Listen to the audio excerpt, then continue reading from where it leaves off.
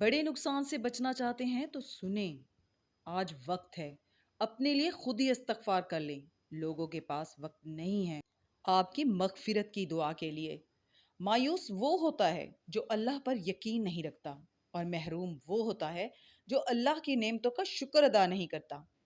وقت سب کو ملتا ہے زندگی بدلنے کے لیے، لیکن زندگی دوبارہ نہیں ملتی وقت بدلنے کے لیے۔ آج کا سبق شروع کرتے ہیں۔ پناہ مانگتی ہوں اللہ کی شیطان مردود سے، شروع اللہ کا نام لے کر جو بڑا مہربان نہایت رحم والا ہے۔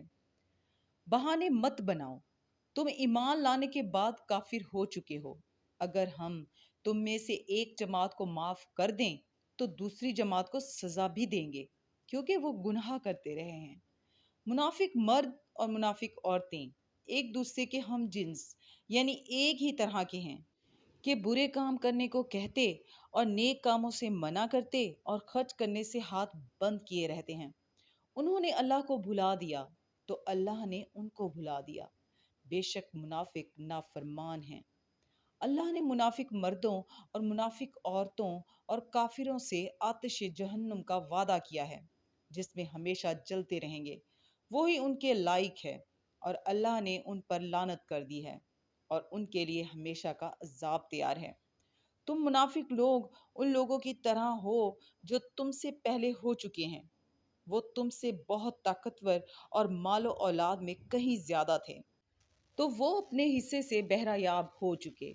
سو جس طرح تم سے پہلے لوگ اپنے حصے سے فائدہ اٹھا چکے ہیں، اسی طرح تم نے اپنے حصے سے فائدہ اٹھا لیا، اور جس طرح وہ باطل میں ڈوبے رہے اسی طرح تم باطل میں ڈوبے رہے۔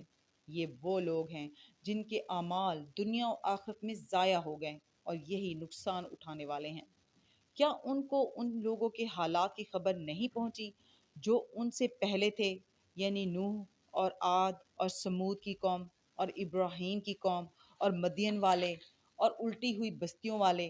ان کے پاس پیغمبر نشانیاں لے لے کر آئے، اور اللہ تو ایسا نہ تھا کہ ان پر ظلم کرتا، لیکن وہی اپنے آپ پر ظلم کرتے تھے۔ صدق اللہ العظیم۔